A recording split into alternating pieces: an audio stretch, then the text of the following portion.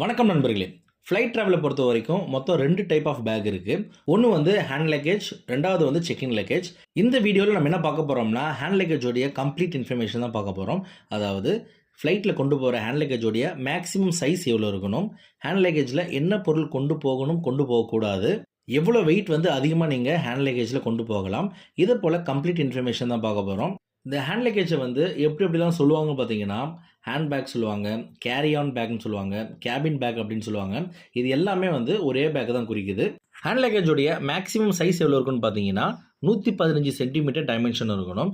இது எப்படி நம்ம கால்குலேட் பண்ணுறதுன்னு பார்த்தீங்கன்னா, ஒரு பேக்குக்கு மொத்தம் 3 சைடு இருக்கும். அந்த 3 சைடையும் சென்டிமீட்டரால் வந்து மெஷர் பண்ணி ஆட் பண்ணிங்கன்னா 115 சென்டிமீட்டருக்கு மேலே இருக்கக்கூடாது. உங்களுடைய பேக் வந்து 115 சென்டிமீட்டருக்குள்ளே இருந்துச்சுன்னா, நீங்கள் வந்து ஹேண்ட் லக்கேஜில் கொண்டு போகலாம். இதை வந்து ஏர்போர்ட்டில் செக் பண்ணுவாங்களா அப்படின்னு கேட்டிங்கன்னா, கண்டிப்பாக செக் பண்ணுவாங்க. ஹேண்ட் லக்கேஜ் செக் பண்ணுறதுக்காகவே ஏர்போர்ட்டில் வந்து ஒரு ஸ்டாண்ட் இருக்குது. அந்த ஸ்டாண்ட்